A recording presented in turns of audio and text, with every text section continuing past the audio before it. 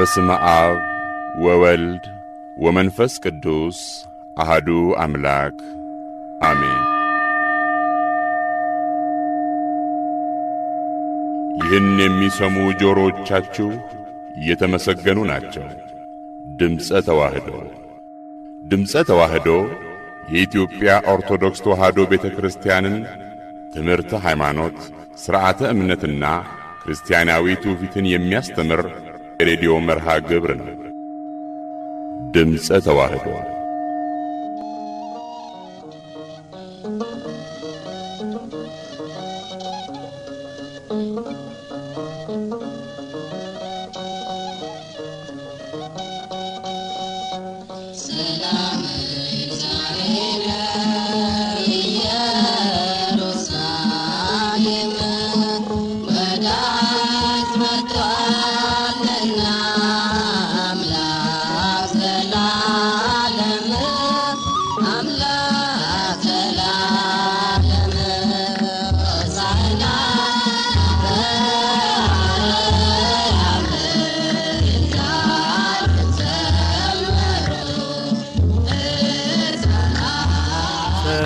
ጤና ይስጥልን። የተወደዳችሁ አድማጮቻችን እንደምን ቆይታችኋል? ይህ በኢትዮጵያ ኦርቶዶክስ ተዋህዶ ቤተክርስቲያን በሰንበት ትምህርት ቤቶች ማደራጃ መምሪያ በማህበረ ቅዱሳን የሚዲያ አገልግሎት ተቋም እየተዘጋጀ ወደ እናንተ የሚደርሰው የድምጸ ተዋህዶ ሬዲዮ የዕለተ ሰንበት መጋቢት 27 ቀን 2018 ዓ.ም የበዓለ ሆሳዕና ዝግጅታችን ነው። እንኳን ለበዓለ ሆሳዕና በያላችሁበት አደረሰን አደረሳችሁ። እንኳን አደረሰሽ ዳግም። አሜን። እንኳን አብራ አደረሰን። እንግዲህ የተወደዳችሁ አድማጮቻችን ልክ እንደወትሮ ሁሉ በተለይም ደግሞ ዕለቱን ያስመለከቱ የተለያዩ ዝግጅቶችን አሰናተን ከሰዓት ጀምሮ ወደ እናንተ የምንደርስ ይሆናል። ዝግጅቱን እየመራን ቀሲስ ዮሴፍ ይኩኖ አምላክና እንዲሁም እኔ ዳግማዊት ካሴ በጋራ ከእናንተ ጋር ቆይታ እናደርጋለን። እስከ ዝግጅታችን ፍጻሜ ድረስ አብራችሁን እንድትቆዩ ከወዲሁ እንጋብዛችኋለን። እንግዲህ ቀደም ሲል ዝማሬ ነው ጋብዘናቸው ወደዚህ የተመለስ ነው። ሙሉ ዝማሬው መደመጡን ይቀጥላል። ከዛ በፊት ግን እኛ ስለ ሆሳዕና የተወሰኑ ሀሳቦችን ብናነሳ ጥሩ ነው ብዬ አስባለሁ። እንግዲህ የሁዳዴ ጾም ሰፊ ጾም ነው። ከሌሎች አጽዋማትና ዘወረደ ብለን አንስተን ከዛ ደግሞ ከቅድስ ጀምሮ እስከ ኒቆዲሞስ ድረስ የሁዳዴ ጾም፣ አሁን ደግሞ ሆሳዕና ወደ ትንሣኤ መሸጋገሪያ ነው። ከሰሙነ ሕማማትን አልፈንና ሆሳዕናን እንግዲህ ስናስብ ጌታችን ኢየሱስ ክርስቶስ በውርንጭላ አህያ ላይ ሆኖ ወደ ኢየሩሳሌም የተጓዘውን ጉዞ ይነሳልና እዛ ሀሳብ ላይ ከመሄዳችን በፊት ግን ሆሳዕና ምን ማለት ነው ከሚለው ብንጀምር ጥሩ ነው ብዬ አስባለሁ። መልካም፣ እግዚአብሔር ይስጥልን። እንግዲህ አንቺም እንዳልሽው አብይ ጾም ውስጥ ከሚገኙ ትልልቅ በዓላት አንዱ ሆሳዕና ነው። ራሱ አብይ ጾም ለሶስት ትልልቅ አበይት ክፍላት ይከፈላል። የመጀመሪያው ክፍል ዘወረደ ብለን የምንናገርበት የመድኃኒታችን ኢየሱስ ክርስቶስ ወደዚህ ዓለም በስጋ ማርያም ተገልጦ የመምጣት ነገር የሚወሳበት ነው። እግዚአብሔር ወልድ በተዋህዶ ስሙ ኢየሱስ ተብሎ የተጠራው መድኃኒታችን ወደዚህ ዓለም የመምጣቱን ነገር የምናስብበት፣ የምንሰብክበት፣ የምንዘምርበት ሳምንት ነው። እሱ አንደኛ ክፍል ነው። ሁለተኛው የአብይ ጾም ክፍል ከቅድስት አንስቶ እስከ ኒቆዲሞስ ድረስ የሚቆየው ነው። ይሄ እንግዲህ ሰፊው የጾሙ ክፍል ነው። ወደ 40 ቀናት አካባቢ ይይዛል። ይሄንን ጊዜ ደግሞ እንግዲህ ሁዳዴ ተብሎ ይጠራል። ሰፊ እርሻ እንደማለት ነው። የመንግስት እርሻ ሰፊ ነው። ሰፊ ምእመናን ምርት፣ የጾም የበረከት ምርት የሚያፍሱበት ወቅት፣ ወራት ለማለት ነው። ሁዳዴ ተብሎ ይጠራል። ሶስተኛውና የመጨረሻው የአብይ ጾም ክፍል የምንለው ሕማማት ነው። ከሆሳዕና አንስቶ ትንሣኤን በዓል እስከምናከብርበት ጊዜ ድረስ ያለው ያሉትን ቀናት የሚያጠቃልል ነው። እንግዲህ በእነዚህ ጊዜያቶች ውስጥ ከሚከበሩ በዓላት አንዱ ሆሳዕና ነው። እንግዲህ አብይ ጾም ላይ ደብረ ዘይት አለ። የጌታችን በዓል ብለን በአመት ውስጥ ከሚከበሩ 18 እንግዲህ 9 አበይት ናቸው፣ 9 ንዑሳን ናቸው። ከነዛ ውስጥ የሚደመር ነው ከንዑሳን በዓላት ማለት ነው። ደብረ ዘይት ታላቅ በዓል ነው፣ ትልቅ በዓል ነው። ግን ያልተፈጸመ ወደፊት የሚፈጸም ግን የማይቀር በዓል በመሆኑ ምክንያት ንዑሳን ብለን ከምንላቸው ከጌታችን በዓላት ውስጥ የሚደመር ነው። ይህም የሆሳዕና በዓል ከጌታችን በዓላት አበይት በዓላት ውስጥ የሚመደብ ነው። እንግዲህ መድኃኒታችን ኢየሱስ ክርስቶስ በአህያና በውርንጭላይቱ ላይ ሆኖ ወደ ኢየሩሳሌም የገባበት ነው። ሆሳዕና የሚለው የቃሉ ትርጓሜ መድኃኒት ማለት ነው፣ ወይም አሁን አድን ማለት ነው። የግዕዙም ቀጥታ ይሄንኑ ወስዶ ነው የሚጠቀመው። የህብሪው ቃል ነው። ግዕዙም አማርኛውም ያንኑ ይጠቀማል። መድኃኒት ወይም አሁን አድን ማለት ነው። ይህም የመድኃኒታችን የኢየሱስን የመምጣቱን የመወለዱን ዓላማ የሚያስታውቅ የሚያስረዳ ነው። ወደ ኢየሩሳሌም የመጣው ለማዳን መድኃኒት ለመሆን መሆኑን የምንረዳበት ነው። እንግዲህ መልአኩ ቅዱስ ገብርኤል ለእመቤታችን ለድንግል ማርያም ስለ ጌታችን ልደት ባበሰራት ጊዜ እግረ መንገዱን ኢየሱስ ተብሎ የሚጠራውን የመድኃኒታችንን ቅዱስ ምስጉን ስም ተርጉሞ ሲናገር ምንድን ያለው? ሕዝቡን ሁሉ ከኃጢአት የሚያድን መድኃኒት ብሎ ነው የተናገረው። ስሙንም ኢየሱስ ትይዋለሽ፣ እርሱም ሕዝቡን ሁሉ ከኃጢአታቸው የሚያድናቸው ይሆናል ብሎ ነው የተናገረ። ይህም በሉቃስ ወንጌል ምዕራፍ 1 ላይ የተጻፈውን በማንበብ መረዳት ይቻላል። እንግዲህ ሆሳዕና የሚለው ቃል መድኃኒት ወይም አሁን አድን ማለት ነው። መልካም ቃለ ሕይወት ያሰማልን። አሜን፣ አብሮ ያሰማን። እንግዲህ ቤተ ክርስቲያንም ለረጅም ጊዜ ያለ ከበሮና ያለ ጸናጽል አሳልፋ ከዛ ከበሮና ጸናጽል የሚነሱበት ዕለትም ነው። ታላቅ በዓልም ነው። ወደ ሰሙነ ሕማማት ከመሸጋገራችን በፊት ቀጣይ ሀሳቦችን እንመለስባቸዋለን። ዝማሬውን እንጋብዛቸውና የምክሐ ደናግል ማርያም ሰንበት ትምህርት ቤት ቀደም ሲል ያስደመጥናቸው ዝማሬ ሰላም ላንቺ ይሁን ሙሉ መደመጡን ይቀጥላል። ከዛ በተከታይነት ደግሞ ዶክመንተሪ ይኖረናል። አዘጋጅና አቅራቢት ትዕግስት ከቦሌ ቅዱስ ሚካኤል ቤተ ክርስቲያን ሰንበት ትምህርት ቤት ታቀርብልናለች። እሱን ተከታትለን ተመልሰን እንገናኛለን። መልካም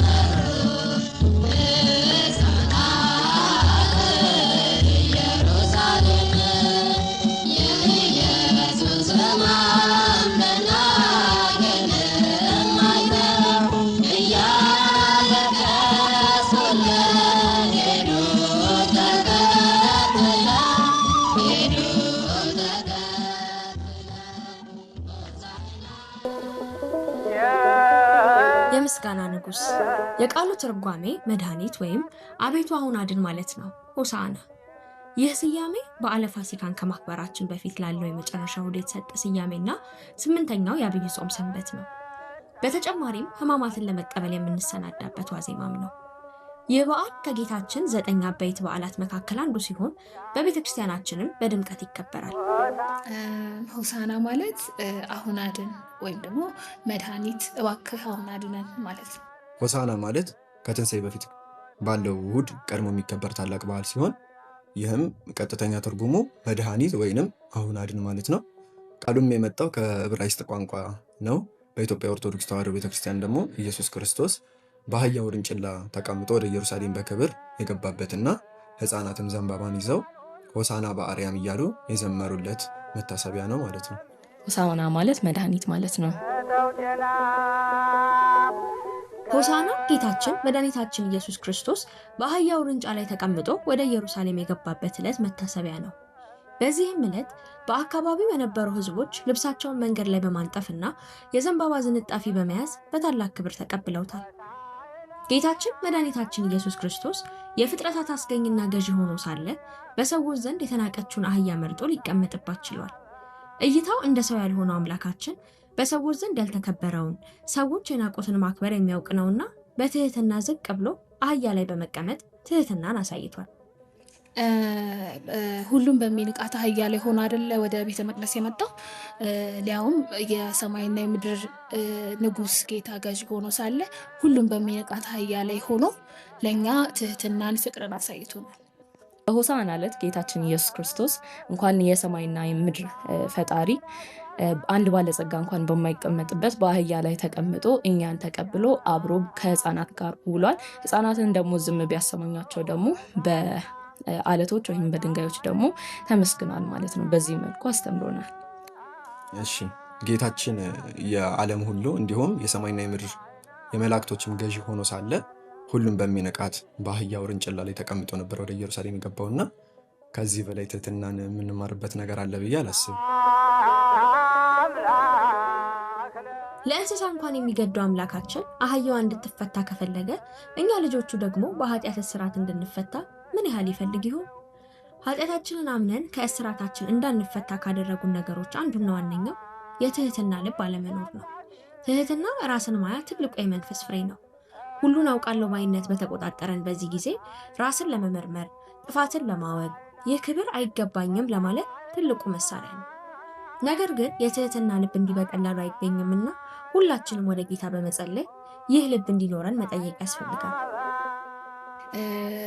ትሁት መሆን የምንችለው ኢየሱስ ክርስቶስ ባሳየን መንገድ እኛም ለሰዎች ፍቅርን፣ ትህትናን፣ ለሚበድሉን ምህረትን በማሳየት ራሳችንን ዝቅ በማድረግ በምንም ነገር ባለመመካት ህይወታችንን በመምራት ክርስቶስን መምሰል እንችላለን። ትህትና ማለት ራስን ዝቅ ማድረግ፣ አለመኩራት እና ከመታበይ ርቆ ለሌሎች አክብሮት መስጠት የሚገለጥበት የልብ ቅንነት ነው። ይህም ትህትና በሀሳብ ብቻ ሳይሆን በተግባር የሚገለጽ ነገር ነው ማለት ነው። ትህትና በእኛ ላይ ህይወት ውስጥ ደግሞ የሚጀምረው ከሀሳብ ነው ብዬ አስባለሁኝ።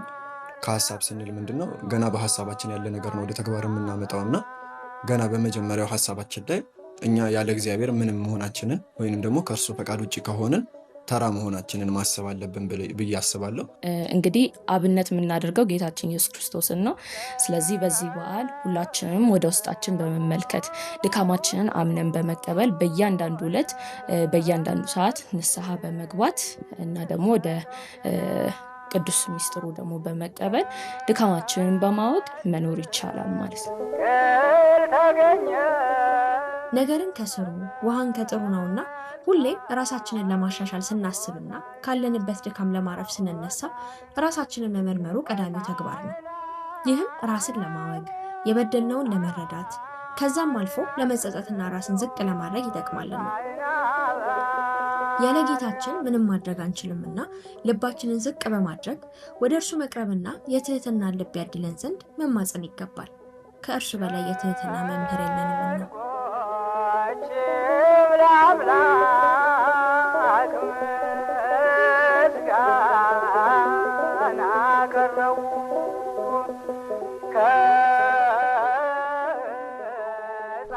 የተወደዳችሁ አድማጮቻችን እየተከታተላችሁ የምትገኙት በማህበረ ቅዱሳን የሚዲያ አገልግሎት እየተዘጋጀ በየሳምንቱ ወደ እናንተ የሚደርሰውን የድምጸ ተዋህዶ የሬዲዮ ዝግጅታችን ነው። ዛሬ እንግዲህ ዕለቱን ያስመለከቱ የተለያዩ ዝግጅቶችን ወደ እናንተ በማድረስ ላይ ነው የምንገኘው። ቀሲስ እንግዲህ ቀደም ሲል ስለ ሆሳዕና እየተነጋገርን ነበርና ሆሳዕና የቃሉን ትርጓሜ አንስተውልናል በሰፊው። እንደው ግን ጌታችን ኢየሱስ ክርስቶስ በአህያ እና እንዲሁ በውርንጭላ ላይ ወደ ኢየሩሳሌም ሄዱ ምን አይነት ትርጓሜ አለው? እንደዚህም ደግሞ ሐዋርያቱን አዞ ነበር ከታሰሩበት ፈተው እንዲያመጡለትና ይህንንም ማድረጉ እንደው የራሱ የሆነ ትርጓሜ አለው የሚለውን ብናነሳ መልካም ጥሩ ሀሳብ ነው። እንግዲህ ይሄ በዓል ቅድም አንቺም ጠቆም እንዳደረግሽው ትልቅ በዓል ነው። ለብዙ ጊዜያት አርፈው የነበሩ ጽናጽል፣ መቋሚያ፣ ከበሮ የተነሱበት የወጡበት የተሰሙበት ነው። ይሄ በዓል ህጻናት፣ የኢየሩሳሌም ሴቶች፣ አረጋውያን ህብረት አድርገው በአንድነት እናውቃለን ከሚሉት ፈሪሳውያን በተለየ አቋቋም ወይም ሁኔታ ተለይተው ልብሳቸውን ሳይቀር እያወለቁ ጌታችን ለተቀመጠባት ለአህያይቱ እንኳ መሬት እንዳትረግጥ ልብሳቸውን እያነጠፉ በክብር የተቀበሉበት በዝማሬ በእልልታ በሆታ መድኃኒት በዳዊት ስም የሚመጣ ብሩክ የእግዚአብሔር አብ የባህሪ ልጁ እሱ የተባረከ ነው እያሉ ያመሰገኑበት ትልቅ በዓል ነው። እንግዲህ እነዛ ሁለቱ እናትና ልጅ አህያና የአህያይቱ ልጅ ታስረው ነበረ። ጌታችን ከደቀ መዛሙርቱ መካከል ሁለቱን እንግዲህ በስም አልተጠቀሱም፣ ሁለቱን ሄዳችሁ ከቅርብ ካለችው መንደር አህያይቱን ታስራ ከውርንጭላይቱ ጋር ታገኛላችሁ፣ ፈታችሁ አምጡልኝ፣ በዛ ያለ ሰው ምን ታደርጋላችሁ ብሎ ቢጠይቃችሁ ጌታቸው ይፈልጋቸዋል ብላችሁ ንገሩት፣ ይተዋቸዋል ያን ጊዜ ብሎ ነግሯቸዋል። እንግዲህ ይሄ በጣም አስደናቂ የሆነ ሊቃውንት አባቶቻችን መምህራን በሰፊው እየተነተኑ ዛሬ ከማለዳ አንስቶ ትምህርት የሚሰጥበት የሚነገርበት ትልቅ በዓል ነው። ሰፊ ጥልቅ የሆነ ትርጉምና ትምህርት ያለበት ነው። አህያይቱና ውርንጭላይቱ የሰው ልጆች ምሳሌ ናቸው። በኃጢአት የታሰረ የአዳምና የልጅ ልጆቹ ሁሉ ምሳሌዎች ናቸው። አሳሪው ሰራቂ ነው፣ የእሱ ያልሆነ ነው ያሰረው። አህያይቱን ያሰራት ከልጅቱ ጋር የራሱ ያልሆነ ሰርቆ የተገኘ ሌባ ነው። ያ ሰራቂ ያ ሌባ ደግሞ የዲያብሎስ ምሳሌ ነው። አዳምን አልፈጠረም፣ ሔዋንንም አልፈጠረም። የአዳም የሔዋን ልጆች የምንባል እኛን ሁላችንን አልፈጠረንም። ግን አታሎ በምክር ነጥቆ አታሎ መቀመቃት አውርዶ በሲኦል አስሮን ይኖር ነበረ እና ጌታችን እኒህን ሐዋርያት ለጊዜው በፍጻሜው ግን ካህናትን ሁሉ ምእመናን ከታሰሩበት ማይሰረ ኃጢአት እየፈቱ እያላቀቁ ወደ እርሱ እንዲያቀርቡ ወደ እሱ መንግስት እንዲያቀርቡ ጌታ በእነርሱ ዙፋን አድርጎ ዘርግቶ በልቦናቸው እንዲያድርባቸው መንፈሳቸው እንዲያቃኑ ከእስራት እንዲያላቅቁ የመላኩ ምሳሌ ነው እና ያንን እግዚአብሔር ይፈልጋቸዋል ልቀቅ ብለው በተሰጣቸው ስልጣነ ክህነት እንግዲህ ርኩሳን መናፍስትን እንዲያስወጡ አጋንንትን ሁሉ እንዲያስወጡ ደዌያትን እንዲፈውሱ ነው ስልጣን የተሰጣቸው። ይህም በማቴዎስ ወንጌል ምዕራፍ 10 ቁጥር 1 ላይ ይህንን ስልጣን ሲሰጣቸው በስም ሁሉ ጠቅሶ ቅዱሳን ሐዋርያትን አጋንንትን እንዲያስወጡ ህመምን እንዲፈውሱ ሁሉ ስልጣን ሰጣቸው ይላል። ስለዚህ ያንን ምእመናንን ተቆራኝቶ ይኖር የነበረ ጋኔንን ስመ እግዚአብሔር ጠርተው በጌታችን በኢየሱስ ክርስቶስ ስም አስወጥተው ያንን ምእመን ወይም ያችን ምእመን ወደ እግዚአብሔር የማቅረባቸው ምሳሌ ነው። እንዲህ ባለ ሁኔታ ልኳቸዋል። እንግዲህ ሄደው በእርግጥም አገኙ። ታስረው ታገኛላችሁ እንዳላቸው ታስሮ አገኙ እና ያን ጊዜ ጌታ ሲፈቱ ምን ታደርጋላችሁ ብሎ ጠየቃቸው። ልክ ጌታችን ምልክት እንደነገራቸው ያ ሰው ያንኑ ጥያቄ ጠየቃቸው። እነሱ የሰጡት ምላሽ ልክ ጌታችን የተናገረው ነው።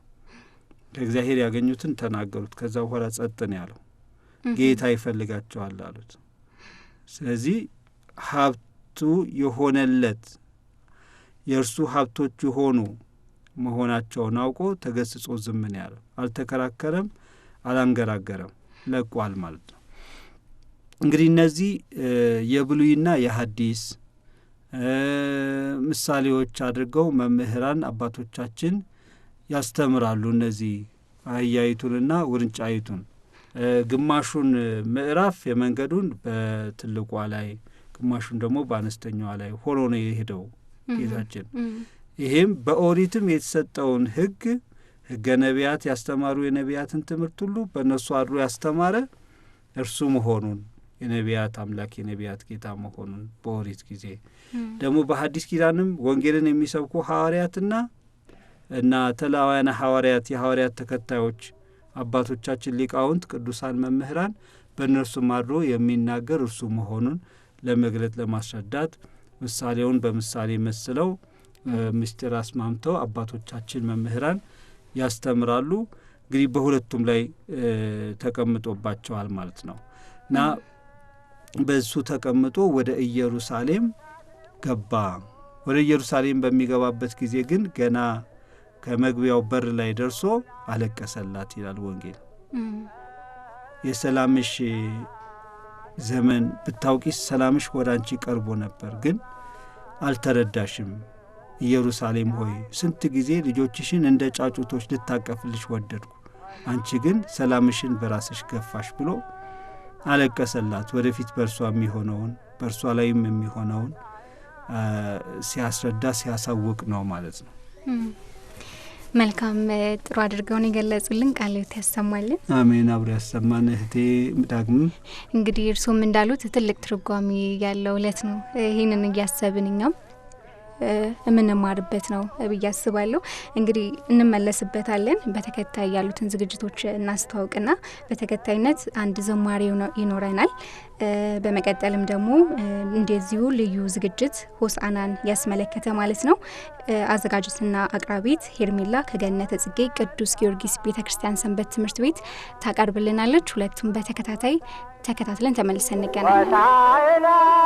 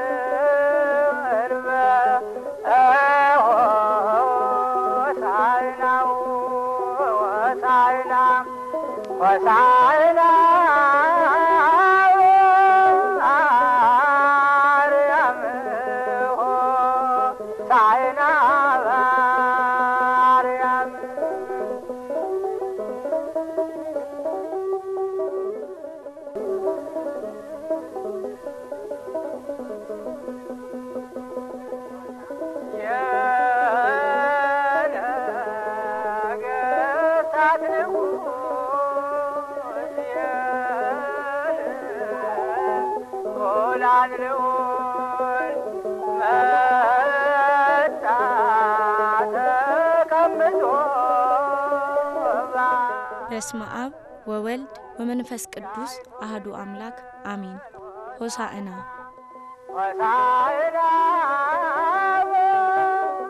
በቅድስት ኦርቶዶክሳዊት ተዋሕዶ ቤተክርስቲያን በድምቀትና በልዩ መንፈሳዊ ስነ ስርዓት ከሚከበሩ በዓላት መካከል አንዱ በዓለ ሆሳዕና ነው። ሆሳዕና የሚለው ሆሼዕና ከሚለው የዕብራይስጥ ቃል የተገኘ ነው። ሆሳዕና እባክህ አድነን ወይም መድኃኒት የሚል ትርጉም ይይዛል። ይህ በዓለ ሆሳዕና ከጌታችን ከ9 አበይት በዓላት ውስጥ አንዱ ሲሆን ኪሩቤልና ሱራፌል በፍርሃትና በረአድ ሆነው ዙፋኑን የሚሸከሙለት ጌታ በትህትና በአህያ ጀርባ ተቀምጦ እየተመሰገነ ወደ ቤተ መቅደስ የገባበት፣ የዘካርያስ ትንቢት የተፈጸመበት፣ ሕዝቡ ዘንባባ ይዘው የዘመሩበት፣ ሕፃናት በንጹህ አንደበታቸው ሆሳዕና በአርያም ለወልደ ዳዊት እያሉ ያመሰገኑበት ታላቅ የምስጋና በዓል ነው። ሆሳዕና የጸበርት ወይም የዘንባባ እሁድም ይባላል። በዓለ ሆሳዕና በቤተ ክርስቲያናችን ሊቃውንት ከዋዜማው ጀምሮ ሌሊቱን በማህሌት እየዘመሩ የሚያመሰግኑበት ነው። ወደ ቅዳሴውም ሲገባ ለየት ባለ ሁኔታ ዲያቆኑ ወደ ምዕራብ በር በማምራት አርህው ሆሃተ መኳንንት ደጆቻችሁን ክፈቱ ሲል፣ ካህኑም በውስጥ ሆኖ በዜማ መኑ ውእቱ ዝንቱ ንጉሠ ስብሐት የምስጋና ንጉሥ እርሱ ማን ነው ይላል። ይህንንም ከተቀባበሉ በኋላ ዲያቆኑ እግዚአብሔር አምላከ ኃያላን ውእቱ ዝንቱ ንጉሠ ስብሐት ይህ የምስጋና ንጉሥ የኃያላን አምላክ እግዚአብሔር ነው ሲል፣ ካህኑም ይባ ንጉሠ ስብሐት ይባ አምላከ ምህረት የምስጋና ንጉሥ ይግባ የምህረት ንጉሥ ይግባ ይልና ዲያቆናቱ ወደ ውስጥ ዘልቀው ቅዳሴ ስርዓቱ ይቀጥላል።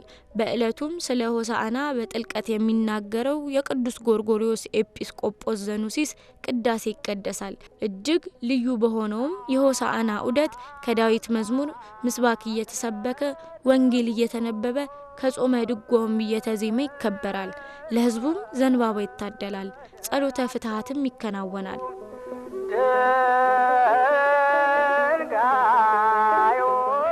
ሆሳዕና ጌታችንና መድኃኒታችን ኢየሱስ ክርስቶስ አንቺ የጽዮን ልጅ ሆይ እጅግ ደስ ይበልሽ፣ አንቺ የኢየሩሳሌም ልጅ ሆይ እልል በይ፣ እነሆ ንጉሥሽ ጻድቅና አዳይ ነው፣ ትሑትም ሆኖ በአህያውም በውርንጫይቱም ላይ ተቀምጦ ወደ አንቺ ይመጣል።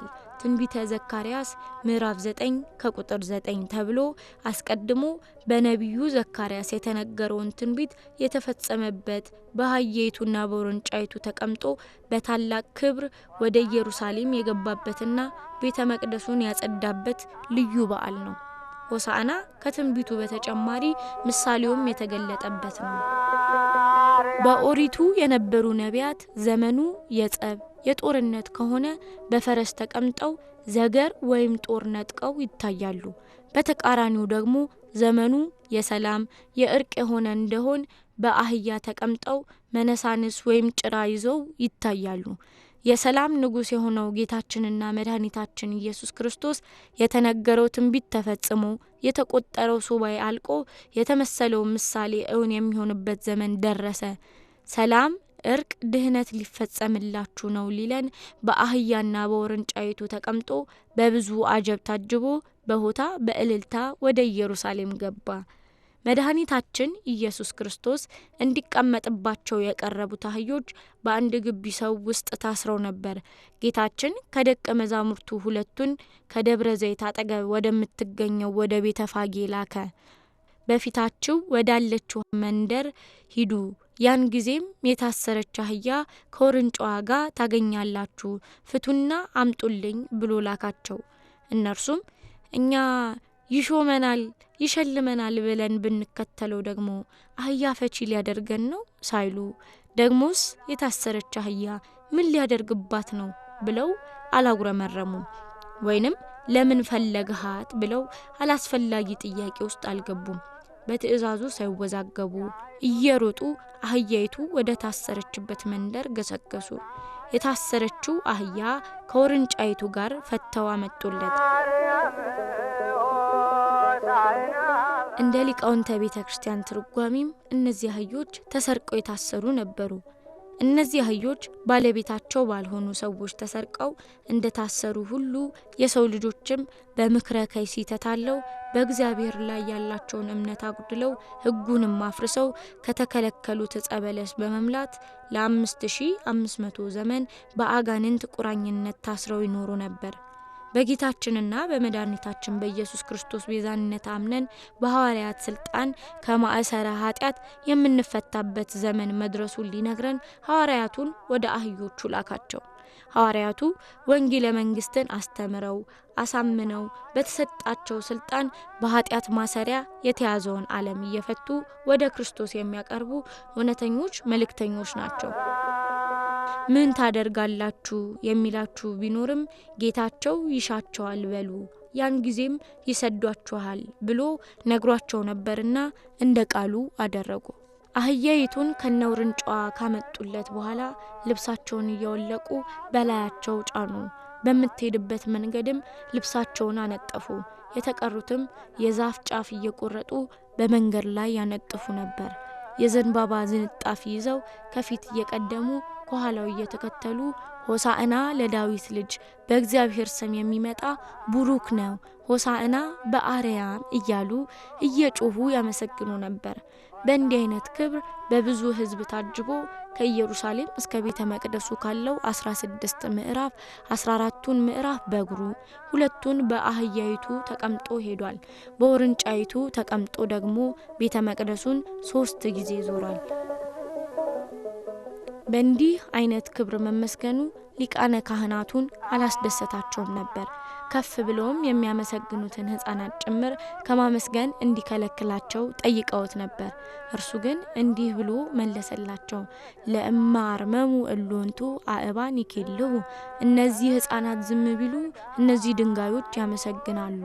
በመጨረሻም ወደ ቤተ መቅደስ ገብቶ በዚያ የማይገባ ስራ ይሰሩ የነበሩትን አውጥቶ ተአምራትን አደረገ። ይህን ከላይ የተጠቀሰውን ታሪክ በማስተዋል ስንመረምረው እጅግ ጥልቅና ረቂቅ የሆኑ ምስጢራትን እናገኛለን። አበው ሊቃውንት አምልተው አስፍተው ካስቀመጡልን ትምህርታቸውም በትንሹ ለማየት እንሞክራለን። አንደኛ፣ አህያዋና ውርንጫዋ። በዚህ ዓለም አህያ ለሸክም የሚያገለግል የተናቀ ነገር ግን ትሁት የሆነ እንስሳ ነው። ከዚህ በተጨማሪም አህያ እንደ በቅሎ ሰጋር፣ እንደ ፈረስ ፈጣን አይደለም።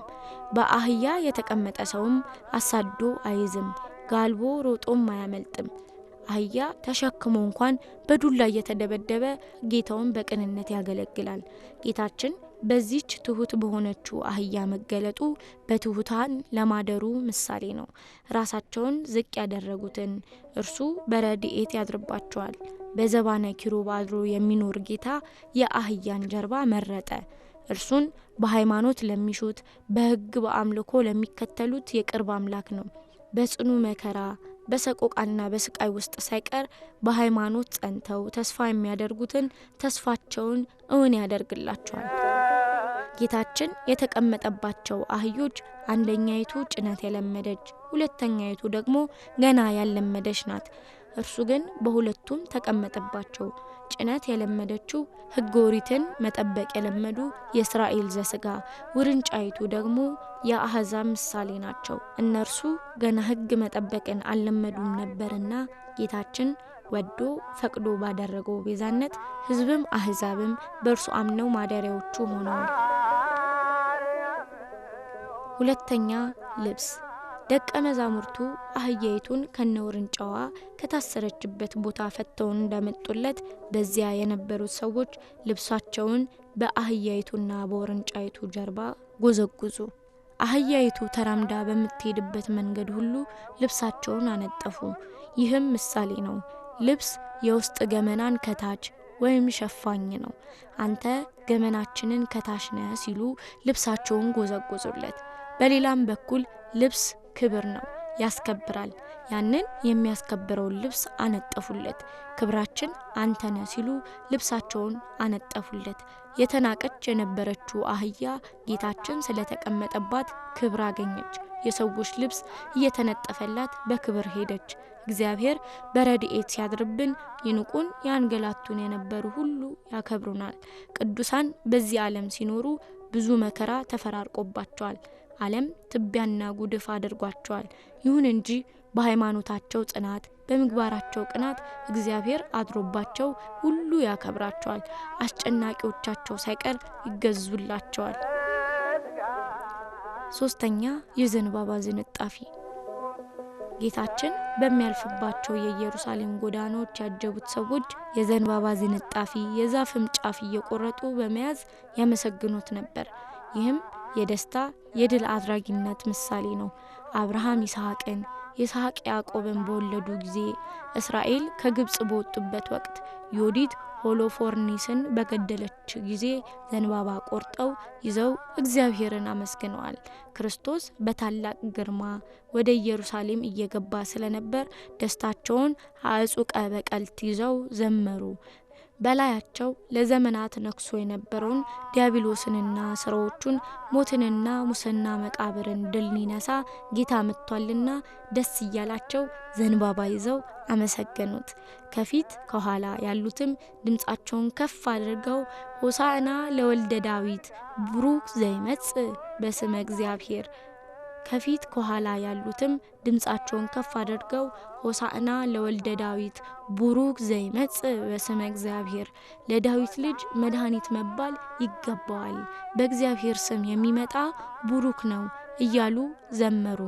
ነቢዩ ቅዱስ ዳዊት ከልደተ ክርስቶስ አስቀድሞ በትንቢት መንፈስ እግዚአብሔር የሰራት ቀን ይህች ናት፣ በእርሷ ደስ ይበለን፣ ሐሴትንም እናድርግባት፣ አቤቱ እባክህ አሁን አድን፣ አቤቱ እባክህ አሁን አቅና፣ በእግዚአብሔር ስም የሚመጣ ብሩክ ነው መዝሙር 117 ምዕራፍ 24 እስከ 26 ብሎ እንደዘመረው አመሰገኑት።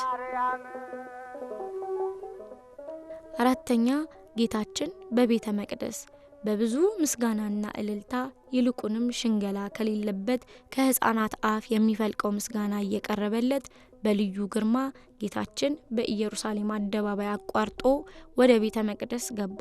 በቤተ መቅደሱ የጠበቀው ነገር ግን እርሱ ለቤቱ የፈቀደው ቅድስናና ክብር አልነበረም።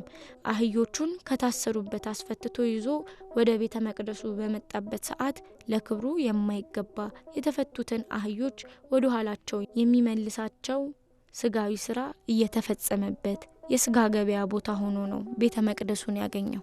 ጌታችን ኢየሱስ ክርስቶስ በዚህ ምድር በስጋ ተገልጦ እየተመላለሰ ባገለገለባቸው ዓመታት ውስጥ ከተቆጣባቸው ጥቂት ጊዜያት አንዱ በሆሳዕና ዕለት ወደ ቤተ መቅደሱ ሲገባ ነው። የጸሎት ቤት የሆነችውን የእግዚአብሔር ቤት አይሁድ የገበያ ቦታና የቅሚያና የዝርፊያ አደባባይ አደረጓት።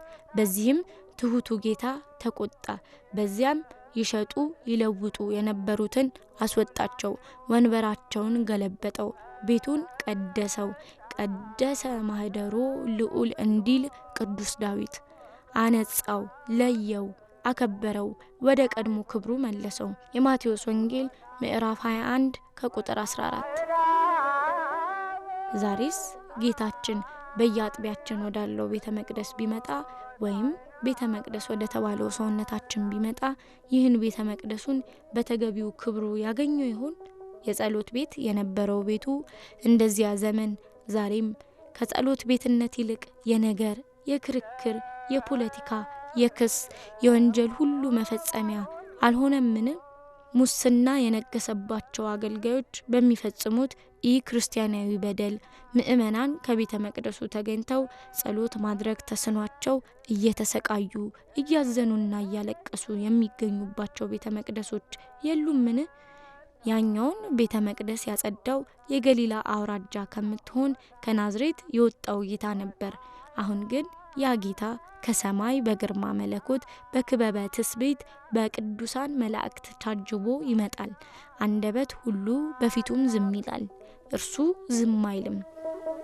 አምስተኛ የሊቃነ ካህናትና የጸሐፍት መቆጣት። የመድኃኒታችን የኢየሱስ ክርስቶስ በዚያ ክቡር በሆነ ምስጋና መመስገን፣ የቤተ መቅደሱ በክርስቶስ መጽዳትና ወደ ቀደመ ክብሩ መመለስ ሊቃነ ካህናትንና ጸሐፍቱን አላስደሰታቸውም። በክፋትና በተንኮል ካባ እየተጀቦኑ ጻድቃን መስለው ለዘመናት ትሁትና የዋ የሆነውን ሕዝበ እግዚአብሔር ሲያታልሉ የነበሩት እነዚህ አካላት በጽድቁ ክፋታቸውን የሚገልጥባቸው የክርስቶስ በክብር መገለጥ እንዲሁም መመስገን አስቆጣቸው። የእርሱ መገለጥና መመስገን እነርሱን የሚያሳንስ ክፋታቸውን የሚገልጥ መሆኑን ተረዱት። ጌታችን በወንጌል ስራው ክፉ የሆነ ሁሉ ብርሃንን ይጠላልና ክፉም ስለሆነ ስራው እንዳይገለጥበት ወደ ብርሃን አይመጣም እንዳለው ሆነባቸው። የዮሐንስ ወንጌል ምዕራፍ 3 ከቁጥር 20።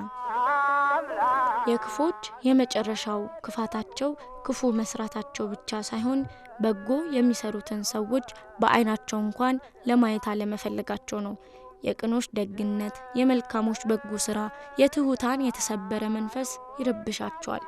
እናም ጌታችን ሲመሰገን መስማት አልፈለጉም። ግን እኮ አመስግኑ ያላቸው የለ፣ አለመሰገናችሁም ብሎ ይወቀሳቸው የለ። ሕሊናቸው ቢረብሻቸው ሕፃናቱን ዝም አሰኝ ብለው ለክርስቶስ ነገሩት። የእነዚህ ደቀ መዛሙርት ዛሬም አሉ።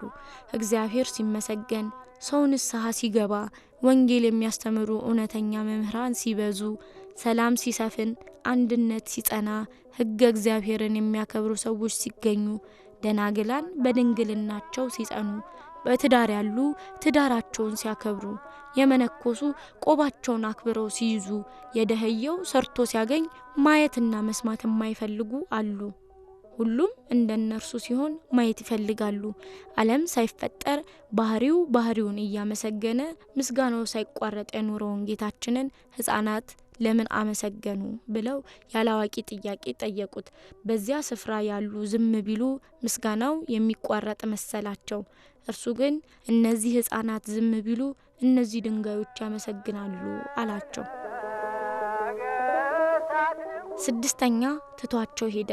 የታሰሩትን ፈቶ ወደ ቤተ መቅደስ አስገብቶ ቤተ መቅደሱንም ባርኮ ፈውስ በረከት አሳድሮበት ተመስግኖበት ለዘላለም የሚመሰገንበት መሆኑን ለተቃወሙት አስረድቶ ሲያበቃ ትቷቸው ከከተማው ወደ ቢታንያ ሄደ።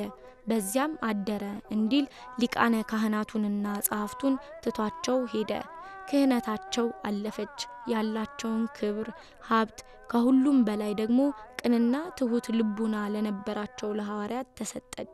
እግዚአብሔር በተለያዩ መንገዶች ክብሩን አምላክነቱን ይገልጥልናል። የልቡናችንን በር ያንኳኳል። በቃሉ ይጠራናል። ተገቢውን ምላሽ በጊዜው ካልሰጠነው ትቶን ያልፋል። እነርሱን ጌታችን ትቷቸው ሄዷልና በ70 ዓመተ ምህረት ጥጦስ ከሮም ዘምቶ ቤተ መቅደሳቸውን አፍርሶ እነርሱንም መጥቶ ሀገሪቱን ወና አደረጋት። እኛስ ዛሬ ቢመጣ ወደኛ የሚያስገባው ከኛም ጋር እንዲያደር የሚያደርገው በጎ መዓዛ ያለው ምግባር ይኖረን ይሁን?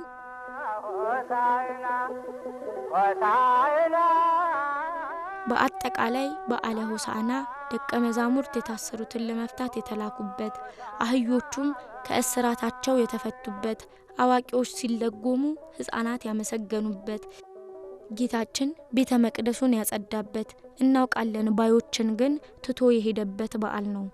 በዚህ ቀን አህዮቹ ከጌታችን የተላኩላቸውን ፈቺዎቻቸውን ወይም ደቀ መዛሙርቱን አላስቸገሯቸውም።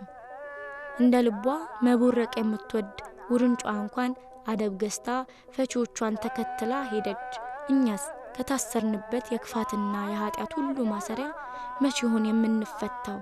ከእግዚአብሔር ዘንድ የተላኩልንን እውነተኞቹን አባቶቻችን ካህናቱን እናውቃቸው ይሆን? ለእግዚአብሔር ክብር ሳይሆን ለራሳችን ጥቅም በቤቱ ያሉትን የእግዚአብሔር አገልጋዮች የሚመስሉ ግን እግዚአብሔርን የማያውቁትን አገልጋዮችን እናውቃቸው ይሆን?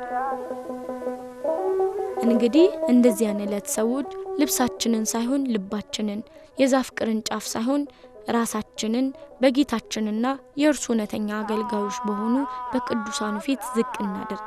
ለዚህም የልዑል እግዚአብሔር ቸርነት፣ የእመቤታችን የቅድስት ድንግል ማርያም አማላጅነት፣ የቅዱሳኑ ሁሉ ተራዳይነት አይለየን።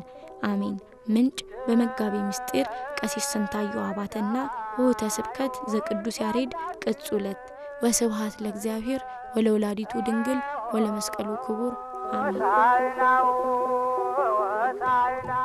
የተወደዳችሁ አድማጮቻችን እየተከታተላችሁ የምትገኙት በማህበረ ቅዱሳን የሚዲያ አገልግሎት ተቋም እየተዘጋጀ ወደ እናንተ የሚደርሰውን የዕለተ ሰንበት ልዩ የበዓለ ሆሳዕና የሬዲዮ ዝግጅታችንን ነው። እንኳን ለበዓሉ በድጋሚ በሰላም በጤና ጠብቆ አምላካችን አደረሰን አደረሳችሁ። ከበዓሉ በረከት ረድኤት ያሳትፈን። እንግዲህ ከጥቂት ሰዓታት በኋላ ደግሞ የሕማማት ጊዜ ይጀመራል። እንግዲህ ጠዋት ላይ አባቶቻችን ጸሎተ ሕዝብ ካደረጉ በኋላ ማለት እንግዲህ በሳምንት ውስጥ ጸሎተ ፍትሐት ስለማይደረግ በአካለ ስጋ የሚጠሩ ሰዎች ካሉ ነፍሳቸው ከስጋቸው ተለይታ ወደ ዘላለም ማረፊያ የሚሄዱ ቢኖሩ ጽራተ ፍታታቸው የሚከናወነው ዛሬ ነው ወይም የተከናወነው ዛሬ ነው። እርግጥ አሁን በእኛ በኢትዮጵያ ሰዓት አቆጣጠር አሁን ገና 3 ሰዓት ተኩል 20:4 ነው። እንግዲህ በዚህ ሰዓት በመላው አብያተ ክርስቲያናት ይህ ስርዓት እየተከናወነ እንደሆነ እናስባለን። ስለዚህ ሕማማት ነው የሚገባው። እንግዲህ ሕማማት ሳምንቱንም ከቤተ ክርስቲያን ባለመለየት ስርዓተ ስግደትን በመፈጸም ጭምር ልናሳልፈው ይገባል። እስከ መርሃ ግብራችን ፍጻሜ ድረስ አሁንም አብራችሁ እንድትቆዩ በአክብሮት እንጋብዛለን። መልካም እንግዲህ ቀሲስ እርሶም ቀደም ሲል አንስተውታልና ሆሳዕና እንግዲህ ለሰሙነ ሕማማት መሸጋገሪያ ነው። ምናልባት እንግዲህ የዕለታቱን ሁሉ ብናስብ ሁሉም የራሳቸው መጠሪያ ትርጓሜ ያላቸው ሰፊ ጊዜ ይፈልጋል፣ የራሱ አስተምሮ ይኖረዋልና እኛ ግን በዋነኝነት ከሳምንቱ ጥቂት ቀናቶችን ብናነሳ በተለይ ጸሎተ ሐሙስና ዕለተ አርብ ደግሞ ትልቅ እንትንም የተፈጸመባቸው ትልቅ ነገርም የተፈጸመባቸው ዕለታት ስለሆኑ በጥቂቱ ብናነሳ ስለነሱ መልካም ጥሩ ሀሳብ ነው። አጠር አድርገን ከሰኞ እስከ ረቡዕ ያሉት እንሄድና እንዳልሽው በአንጻራዊነት ደግሞ ሐሙስና አርብን ሰፋ አድርገን ለመመልከት እንሞክራለን ካለን ሰዓት አንጻር። እንግዲህ አምላካችን ሰሙነ ሕማማትን በሰላም አስፈጽሞ በሰላም ለምንናፍቃት ለበዓለ ትንሣኤ ሁላችንን ያድርሰን። እንግዲህ ለተሰኑይ የሕማማት ለተሰኑይ በለስ እስራኤል የተረገመበት ዕለት ነው። ይህ ቀን አምላካችን መድኃኒታችን ኢየሱስ ክርስቶስ ቅጠሏ ሰፍቶ ከውጭ አምራ ልምላሜ ይዛ ያለች ተክል አሻግሮ ተመለከተ ይላል እና ተርቦ ስለነበረ አንዳች ፍሬ ላገኝባት ልመገብባት ብሎ ወደ እሷ ቀረበ። ግን ቢቀርብባት በውጭ ታይታ በሩቅ እንደምትስበው ሆና አላገኛትም። ደርቃ ፍሬ አልባ ሆና አገኛት። በዚህ ጊዜ ለዘላለም ከቶ ፍሬ አይገኝብሽ ብሎ ረገማት ይላል። ይሄ እንግዲህ በለስ የተባለው ገዶት ስለ አንድ ተክል የተናገረው ሳይሆን በትዕምርታዊ ምሳሌ አንጻር የተናገረው ነው። ምሳሌው ቀጥታ የሚመለከተው የሰው ልጆችን ነው። በተለይ ሃይማኖት ኖሯቸው ምግባር ያልያዙ በሃይማኖት ብቻ ያሉ የቀሩ ሰዎች የነሱ ምሳሌ ነው። ሃይማኖት ብቻውን የማያስጥል ከፍርድ የማያድን ከቁጣ የማያድን መሆኑ የተገለጠበት ነው።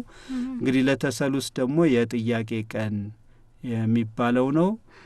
በዚህ ዕለት ጌታችን በብዙ ተጠይቋል፣ እርሱም ጌታችንም ደግሞ ጠይቋል። ስለዚህ ጌታችን በመጠየቅም በመጠየቅም ያሳለፈበት ቀን ነው። ረቡዕ ያው ምክረ አይሁድ በስምምነት የተጠናቀቀበት ዕለት ነው። የፍርድ ቀን ነው ረቡዕ። ሐሙስ እንግዲህ ወደ እንትናችን መጣን፣ ወደ አነሳሽው ጉዳይ። ዕለተ ሐሙስ ብዙ ስያሜ አላት፣ ብዙ ተግባርም የተፈጸመባት ዕለት ናት። መስዋዕተ ኦሪት ተሽሮ መስዋዕተ ሐዲስ ብቅ ያለባት ናት። መስዋዕተ ኦሪት የምንለው እንግዲህ የእርግማይነቅ የጫጩቶች ዋኖስን ጨምሮ ትልልቆቹ ከብቶች ወይፈኑን፣ በሬውን፣ ሌላውን ሁሉ የሚሰዋ የነበረ መስዋዕት ስለ ኃጢአት ስርየት በየዓመቱ የሚቀርብ የነበረ ነው። እኒህ ሁሉ መስዋዕቶች ቀርበው ያ ሁሉ ደም ፈሶ በመስዋዕተ ኦሪት ፍጹም የሆነ ድህነት ማግኘት አልተቻለም። የተዘጋች የገነት ደጅ አልተከፈተችም። ከባርነት የወደቀ መቃመቃት የወረደ አዳም መውጣት አልቻለም። የተዘጋችም ገነት ደጅ አልተከፈተችም። ስለዚህ ድህነት አልተደረገም ማለት ነው። ፍጹም ድህነት አልነበረም። እንዲያው ዝም ብሎ ጊዜያዊ ድህነት ነው የነበረው በመስዋዕተ ኦሪት።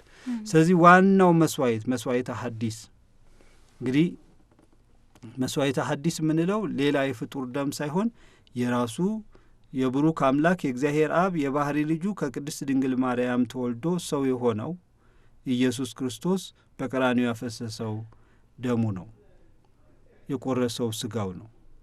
ይሄ ቁርባን አማናዊ ቁርባን ወይም መስዋዕተ ሐዲስ ተብሎ ይጠራል።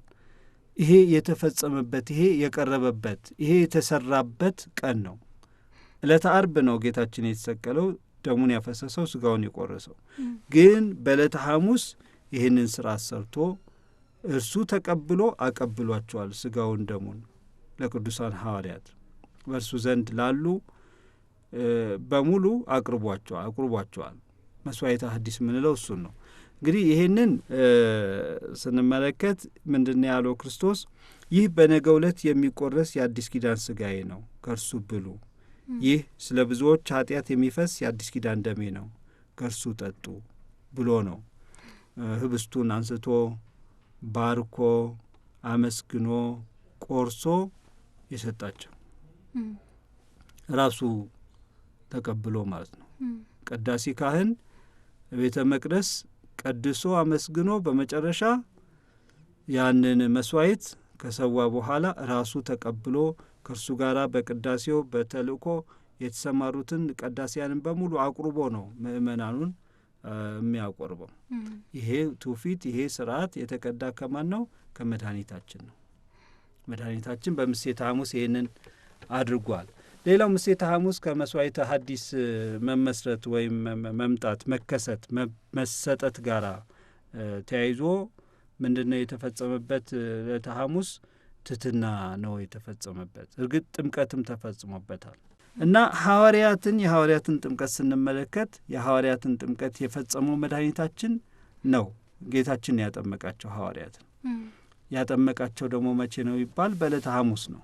በዚች በምሴተ ሐሙስ ቀን ማለት ነው። ምንድን ነው እንዴት አድርጎ ነው ያጠመቃቸው ቢባል ያው በሕጽበተ እግር ነው። ሕጽበተ እግር ሁለት ተግባራትን ተገልጦበታል ማለት ነው። አንደኛው ጥምቀት ነው። ሁለተኛው ደግሞ ነገረ ትሕትና በተግባር የተሰበከበት ቀን ነው ማለት ነው። እንግዲህ ጥምቀት መሆኑን በምን እንረዳለን? ቅዱስ ጴጥሮስ በፍጹም አንተ እኔን እንዴት አድርገህ ታጥበኛለህ? እንዴት ነው ብሎ ሊከላከል ሞክሮ ነበረ። የጌታችንን ዝቅ ማለት አይቶ ልቡናው እንትን ብሎ ነው ከብዶበት ነው። እንዴት ፈጣሪ እኔን እግር ያጥባል ነው። ጌታችን ግን ምንድን ያለው? እኔ የምሰራውን ነገር አሁን አልተረዳህም። ይሁንና ግን እኔ አንተን እግር ካላጠብኩ አንተ ከኔ ጋራ እድል ፈንታ የለህም ብሎ ነግሮታል። ምክንያቱም በጥምቀት ነው የክርስቶስ አካላት የምንሆን። አየሹ? የክርስቶስ አካላት የክርስቶስ ወራሾች የምንሆነው በጥምቀት በኩል ነው። ስለዚህ ካላጠመቅኩ ነው ከኔ ጋር እድል ፈንታ የለህም ብሎ ተናግሮታል። መላ ሰውነቴን እጠበኝ እንደው ይኸውልሽ እንግዲህ ከዛ በኋላ ምን አለ? እንደዛማ ከሆነ እግሬን ብቻ አይደለም እጄንም አካሌንም ሁሉ ሰውነቴን ሁሉ እጠበኝ፣ ካንተማ መለየት አልወድም ብሎ ስርዓተ ጥምቀት በሕጽበተ እግር ተከናውኖለታል። ተከናውኖለት ሲያበቃ ዕለቱኑ ነው እንግዲህ ስጋውን ደሙን ያቀበለው ማለት ነው። በተጠመቅንባት ዕለት በሜሮን እንከብራለን። በሜሮን በጥምቀት በከበርንባት ዕለት በስጋው ደሙ እንታተማለን። ስለዚህ እንግዲህ የዛን የሐሙስ ዕለት ተጠምቆ ነው ስጋውን ደሙን ሐሙስ ዕለት የተቀበለው ማለት ነው እና ጥምቀት መሆኑን በዛ እንረዳለን። ሌላው ትሕትና የተፈጸመበት ነው። እንግዲህ ዝቅ ብሎ የደካሞቹን የሐዋርያትን እግር የፍጡራኑን እግር ያጠበበት ቀን ነው ሐሙስ። ጌታ ስትሉኝ፣ መምህር ስትሉኝ፣ አምላክ ስትሉኝ ነኝና እውነት ትላላችሁ። ግን ጌታ ሆኜ የእናንተን የባሮቼን እግር፣ ፈጣሪ ሆኜ የእናንተን የፍጡሮቼን እግር፣ መምህር ሆኜ የእናንተን የደቀ መዛሙርቶቼን እግር እንዳጠብኩ አስተውሉ። እናንተም ለተናናሾቻችሁ እንዲሁ አድርጉ። አንተም ይህ ከመዝግበሩ እናንተም እንዲሁ አድርጉ ብሎ ትሕትናን ሁልጊዜ እንዲፈጽሟት፣ ትሕትና የሕይወታቸው መርህ እንድትሆን፣ ትዕቢትን እንዲያርቁ አዟል። እኔ ከበታች አይደለም እንዴ ለምን ጎንበስ ስልለታለሁ እንዳይባል ማንም የበላይ ይኸውልሽ ማንም የበላይ መሆን ከፈለገ የታች ደግሞ ይሁን።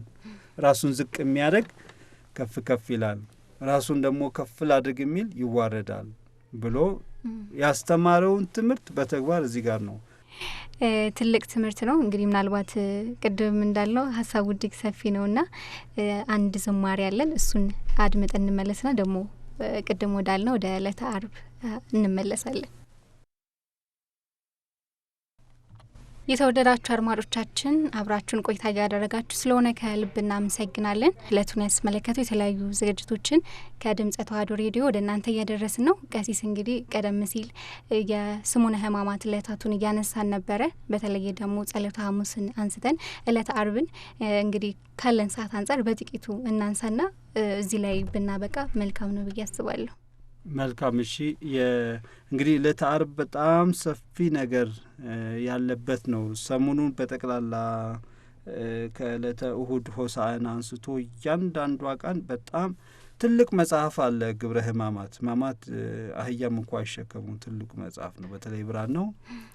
ያ ሁሉ የሚነበብበት በዛ ሁሉ የሚነበበው ነገር ሁሉ የተፈጸመበት ነው። ግን እንደዛም ሆኖ የክርስቶስን ሕማሙን የክርስቶስን መከራውን የክርስቶስን መራቡን የክርስቶስን መጠማቱን የክርስቶስን ስቃዩን በደንብ ገልጾታል ማለት ግን አይደለም። የጌታችንን መከራና ስቃይ ተናግሮ መጨረስ አይቻልማ። ጽፎ መጨረስ አይቻልም። አስቦ እንኳን መድረስ በሐሳብ እንኳን የሆነ ቦታ ላይ ከዚህ ብለን ተነስተን ምንደርስበት አይደለም። አያልቅም። እና በዚች ባለች አጭር ውስን ጊዜያችን ያንን ለመናገር አንችልም። ዞሮ ዞሮ ግን ዕለተ አርብ የመጨረሻው ድህነት የተፈጸመበት ቀን ነው። እንግዲህ በጽንሰቱ ክርስቶስ የጀመረውን የማዳን ስራ የፈጸመው በዕለተ አርብ ነው። ይሄንንም ሲገልጥልን ወይቤ ተፈጸመ ኩሎ፣ እነሆ ሁሉ ተፈጸማል። በመስቀል ላይ ከተናገራቸው በዕለተ አርብ መስቀል ላይ ወጥቶ ከተናገራቸው 7 ኃይለ ቃላት የመጨረሻው ተፈጸመ ብሎ በገዛ ፈቃዱ ነፍሱን ከስጋው የለየበት ነው። በቃ ድህነት የተፈጸመበት ቀን ነው።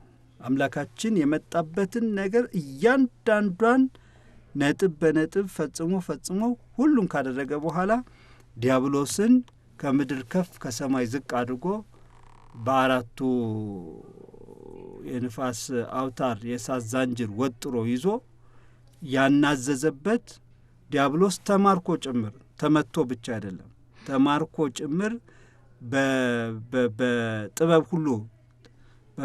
በጥበብ ሁሉ ተበልጦ በፈቃዱ በሲኦል ያጋስኳቸውን ነፍሳት ሁሉ ውሰድ አታጥፋኝ ያለ ጊዜ ብሎ የጠየቀበት እና በሲኦል ተግዘው የነበሩ ነፍሳት ሁሉ ነጻ ያወጡበት፣ አዳም ከነ ልጆቹ ወደ ገነት የተመለሱበት፣ ዲያብሎስ የተመታበት፣ የሲኦል በር የተሰበረበት፣ ሰላም ለእናንተ ይሁን ብሎ መድኃኒታችን በጭንቅ በመከራ ለነበሩ ነፍሳት የምስራችን ቃል ያሰማበት ቀን ነው ዕለተ አርብ። በጣም ሰፊ ነገር አለው። ካለን ሰዓት አንጻር እኛ ይህን ካልን አባቶቻችን መምህራን በየአውደ ምሕረቱ በየአብያተ ክርስቲያናቱ ሰሞኑን በጠቅላላ የሚያስተምሩት ስለሆነ ምእመናን አድማጮቻችን በመላው ዓለም የምትገኙ ወደ አብያተ ክርስቲያናት በስፋት በመሄድና በዛ ጊዜም በማሳለፍ ጭምር ከሕማምና ከመከራው ሁሉ በመሳተፍ ልናሳልፍ ያስፈልገናል። መልካም እንግዲህ ቃሉ የተሰማልን እርሱ አሜን።